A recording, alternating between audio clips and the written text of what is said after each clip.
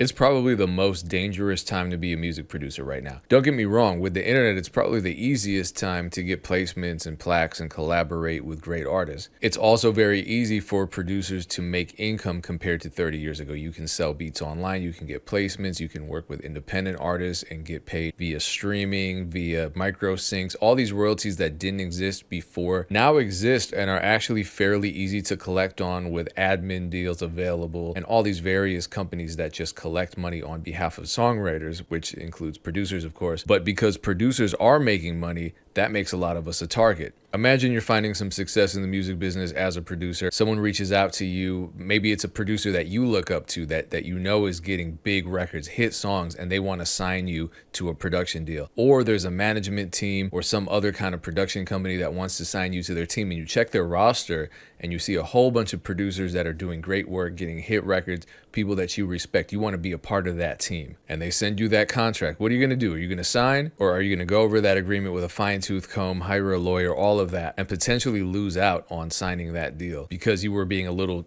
too difficult? A lot of producers are just signing deals. They don't even know what they mean. So Mike Trampy over at BeatStars posted a video that had the text on it that said, producers are prey. And I was like, oh man, that's those are strong words. This is what he means. Producers, a lot of us distrust the people that are telling us to take a step back, not sign certain things. They don't want to hear that. They think those people are gatekeeping or hating or whatever. We all make decisions, but this is insight that hopefully, at very least, makes you consider the opportunities that are presented to you. Hopefully this helps. Appreciate you watching. Yeah, so my title right now at BeatStars is Director of Music and Creator Development. I'm also known as the Director of BeatStars Publishing. Okay, so dual duties, which it still blows my mind how you handle all that. I just want to quickly run down producer concern that I know this isn't new, but you've been trying your hardest to spread awareness and protect the producer community. You dropped a video that was titled "Producers Are Prey," which is a terrifying title. Yeah, they are. I mean, it's not just producers. Creators as a whole, I think, are prey if they are misinformed and not educated on certain things.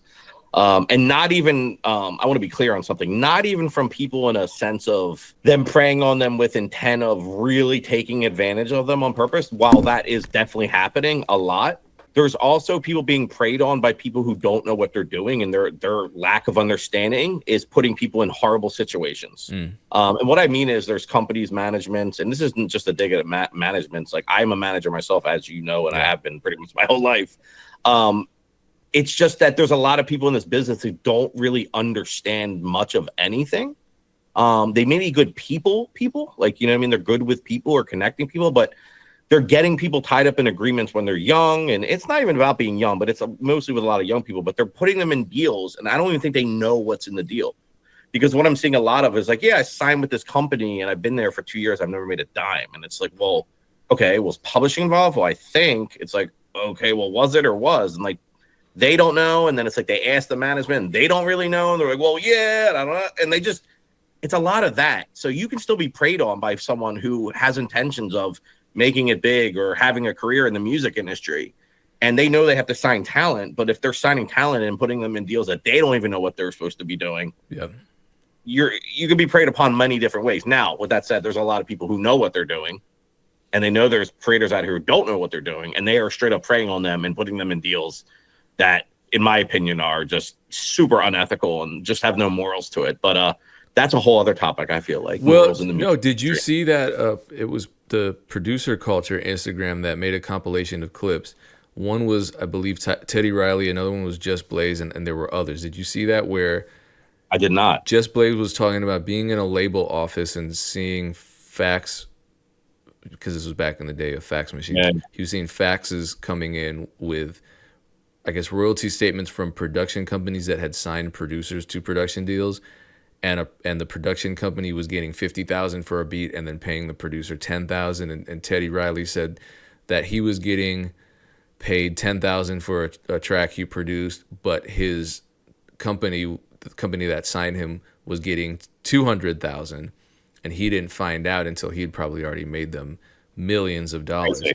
So is Crazy. that kind of what you're talking about? Yes, I mean that could definitely be a situation. What I'm seeing a lot of, man, I guess I mean like that's totally different, obviously, because we don't have fax machines anymore. But like it is it is relatable. But what I'm mainly seeing is, man, that people are very good at convincing other people that they are needed and their value is super high, but there's really no proven track record. You know what I'm saying? Like, you ask me, I'll be like, yo, I'll give you 10,000 people you're going to ask right now I made money for. It's like these people have no track records, but what happens is they also start weaponizing people they're signing, right? So, yo, I just signed DJ Pain 1, and guess what? DJ Pain 1 just got a new Lil Wayne single. I'm just making something up, right? But how did DJ Pain 1 get that Lil Wayne single? DJ Pain 1 has built that relationship throughout his career and got that beat to him and landed it. But I signed you, right? So what I'm going to do is go tell Joe Schmo, the next producer or creator, yo, I'm doing this, this, and this. I just got a new record with Lil Wayne. You get what I'm saying? Yeah. Oh, you got that? Yeah. I helped him with that. So now I'm weaponizing you by making it seem like I am the one responsible. Basically, to summarize it up, that's what I'm seeing a lot of. I'm seeing a lot of people that are good at that, being able to get one person convinced. And then once you get that one person, you can then use that person as leverage to sign more people because they're giving you validity. You get what I'm saying? Yeah. So it's pretty crazy, man. And then obviously the deals. I mean, even though the person may be getting placements and doing all these things on their own, these people are leeching on. And then not only are they leeching and latching on, then they're, putting crazy terms in there, like post terms for perpetuity off of what was made during term. Like, you're signed for 2 years, that block, any song that came out in that block, whether I helped you or I didn't help you, they would keep in perpetuity to get their 20%, 25%, whatever they're getting on the management side. Right now, I've talked about this, and a lot of people, I see this a lot in a lot of situations where people are very quick to blame, I guess, the victim in here, if you want to call these people victims. Yeah. And so, well, why don't you have a lawyer look at it? Like, that's the first mistake. Always. Like, you always see that comment. Yes, but you don't even understand that. How do you know some of these guys didn't have a lawyer? What if they had a lawyer in their country or wherever they're from who didn't fully understand what was going on either? So now we have a whole other, you get what I'm saying? So why are we talking about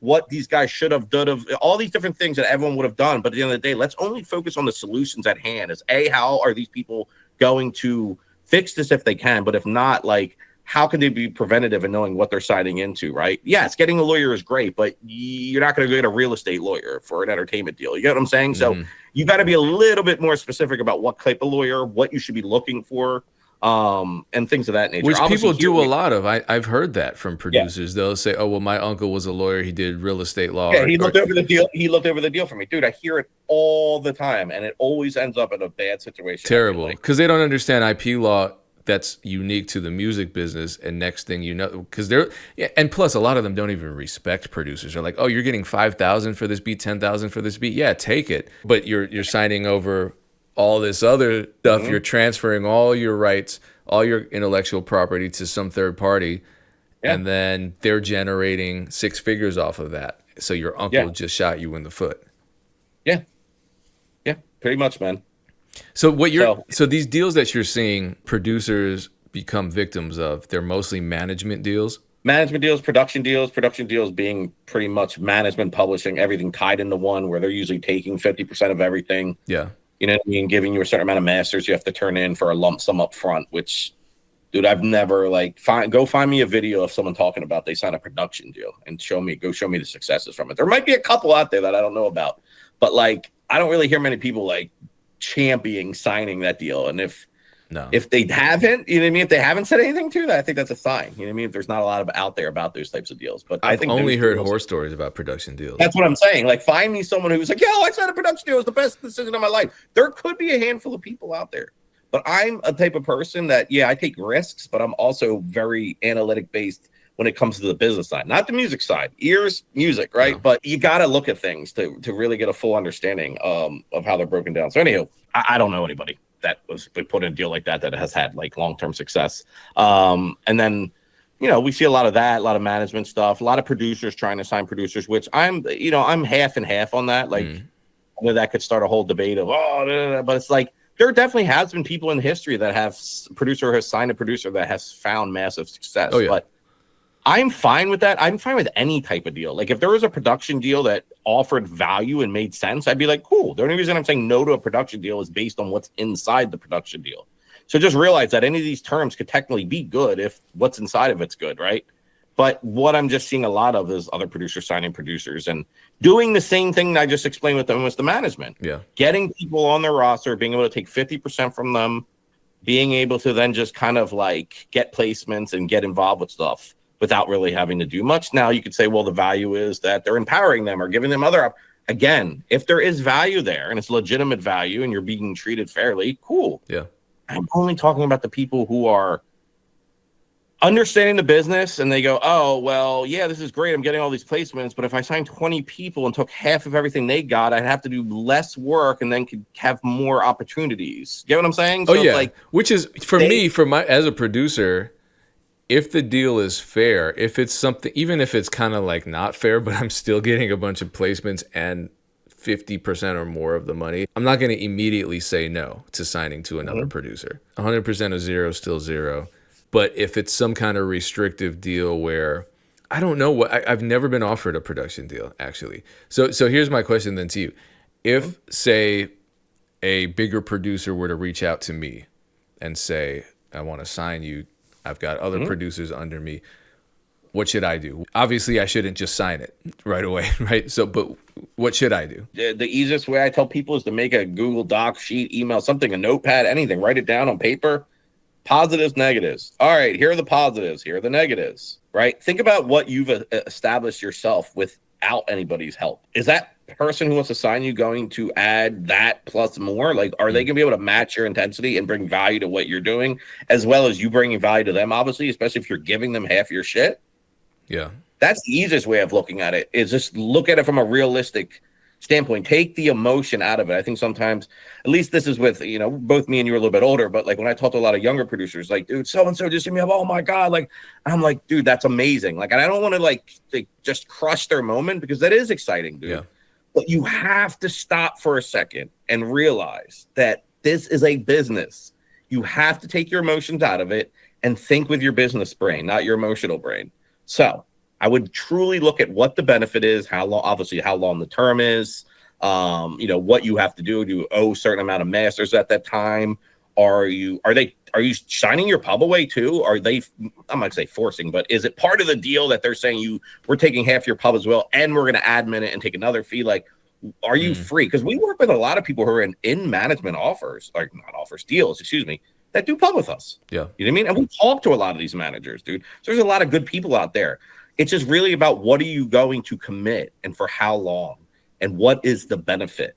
And anything you can get kind of tied into those agreements, the better. And then obviously any type of sunset clauses that the manager's trying to push on, or whoever the company is trying to push on, like I was talking about earlier, like some of these contracts have perpetuity. Like why should just to be clear for people watching this, a sunset clause means what happens to that deal once the deal expires. So what's left over after the fact, which a lot of people don't think about. They think once they're out of a deal, they're free, and they're not in a lot of cases. Yeah, and it's pretty normal to see sunset clauses that are like, say you get 20%. It's normal to see 20% for a year after, almost like retention on a publishing deal. And then 15% for year 2, 10% for year 3, and then maybe 5, or maybe just nothing, right? Yeah. But to see perpetuity, like if I am going to have anyone sign a deal that they're giving whatever was done in term in perpetuity, like you better believe that it better be some crazy shit that only that person, you know what I'm saying? Like say you sign to me and I'm like, yo, I walk you into a studio tomorrow and I get you a Drake placement, and then the next day I get you a Kanye placement. And I'm like, bro, the only way I'm doing this is if I get my 20% management fee in perpetuity. Are you going to say yes or no? Yeah, I'm saying I think yes. in those cases I would say yes, because at the end of the day, without that resource, I am not getting that. So that is where I think perpetuity can make sense. And obviously, too, if I have the resources and the connections and putting my neck on the line to help you out and put your brand up with my brand and we're trying to do things together, like that makes sense to me. But for someone to sign someone to a deal, not really do much of anything, not even get songs registered correctly, and realistically, in these types of deals I'm seeing that aren't production deals, they don't have publishing rights. They don't have ownership of the publishing. So they can't even technically register them. That's just a little shady to me, man, because it's like, how are you going to take someone's hard work that they earned on their own? Because these guys are out here getting their own placements on their own, and you want 20% or whatever it is in perpetuity? Yeah. For what? What did you do? That is my point. Like, there has to be value, and this is all I'm trying to get people to understand. It's not that I'm against managers or against this or that. It's about I'm against people who offer no value and just latch themselves on. That's what I'm against. Yeah. And a lot of publishing deals are perpetuity deals, which is crazy. They're not term deals. It all depends on what kind of deal. I mean, countries matter too. I know, like in specific countries like France and other places, like if you do a pub deal, dude, like that pub is whoever you're with. Like if say you did our 1 year standard admin deal with BeatStars Sony, like if say it was just in France, it was a different deal. Like the retention would probably be perpetuity. Really? From what I've seen, yeah, they're very big on owning that pub, or not owning, or being able to at least collect on it if they don't own it. Wow. Forever. So I guess the laws are a little bit different. The way they do things are a little bit different over there. And this is based on deals I've done, so I'm not speculating or guessing. It's like, could every deal be that way? Maybe not, but what I've seen, you know what I mean, over doing countless deals in pretty much every country that has music going on. This is what I've noticed in that country specifically. But anyway, yeah, man, it really all depends. I was talking to a producer a little while ago, had a deal. I forget with who, maybe Warner or somebody, and it wasn't perpetuity, but it was like a 15-year retention on like a 3-year deal or something. May as well be forever, yeah. Yeah, I mean, listen, at the end of the day, you're still getting paid. Yeah. So retention, is not necessarily the end of the world, because you're still going to have to collect your publishing and have it, admin. So it's a little bit different compared to taking 20% after a management deal is over to do nothing. Yeah. You know what I mean? At least you're still getting paid the publishing money in this Well, it case. depends on what the splits are. Because some of those deals could be 50%. Some of them could be 20%. Exactly. I think that's the important thing, man, is like, I don't want people to hear production deal. I mean, you probably should, because I've never really seen a great production deal. Yeah. But there could be a great production deal. You know what I mean? If it's set up the right way and you understand what is good and what is bad for your career. But from what I've seen, they've all been bad. But it's really, at the end of the day, what's inside it, dude. What does the agreement say? Because, I asked I'll finish with this, dude. I asked all these guys that are dealing with management issues. And I said, well, outside of you being young, some of these guys were underage. So that's a whole other topic. Oh, gosh. And then some of them were 18, 19. Outside of being young and being vulnerable, because we all were at that time. I don't care who we all were going through time in our lives where it's difficult time. So outside of that, what made you want to sign this deal? Every one of them told me the same thing. Well, they told me they could do this and this and get me placements with this person and get this. Okay. And you base that off of what? Outside of the first person, they pretty much all said what I said earlier. Well, I saw so-and-so was there and they told me they had this person and that person on their roster. So I figured they were legit. Was it an agreement when they said they were going to get you placements and all? Well, I can tell you what's in the agreement, that they're taking 20% for perpetuity or whatever it is. That's what I'm saying, dude. They can say one thing, but what's in the agreement is really what matters. And what matters is you told them you'll pay them 20% on everything that comes out for the rest of their lives.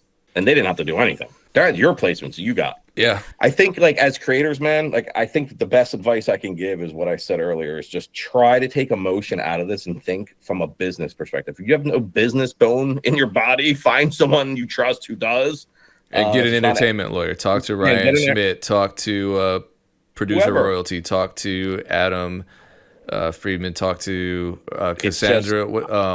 Cassandra Spangler. Cassandra Spangler. Our attorney, Kyle Brown, if you're a BeatStars publishing member. Dude, there's plenty of people to talk to. It's just, I think we get so caught up in like the vanity side of things. Like, oh my God, like I have a chance to, dude, there's a lot of people in this business, not just this business, every business, but specifically when it comes to music, that are just very good at telling you what you want to hear. And once you realize that, and you base things off of proven facts and data, like, oh, you're going to get me in the room with this person? And then, like, you literally see them in the room with this person, and you talk to 3 other members, and dude, there's multiple ways to fact check things. Yeah. You know what I'm saying? Oh, yeah, with the internet, it's easy. With us, this is why I tell people it's so easy to be in the music industry, because all you got to do is pay people. All we are trying to do on the pub side, and this is what a publisher's supposed to do, is pay people. But we do more than that. But I've had people like, yo, I didn't think publishing was real. I didn't know I had this much money out there. Now it's like, okay, am I going to believe the guy who keeps telling me that all the great things he can do and doesn't deliver? Or is I'm going to believe the guy who doesn't talk much about all that other vanity shit, but actually puts money in my pocket and is trying to educate me on things? You get what I'm saying? It's a very easy battle to win. And why I'm not like scared to give away gems. People are like, are you scared someone's going to try it? At the end of the day, if you're not actually doing it and performing that action and people trusting you, like, I'm not worried about it, bro. You do post a lot of gems. All free game. How do they follow you? Yeah.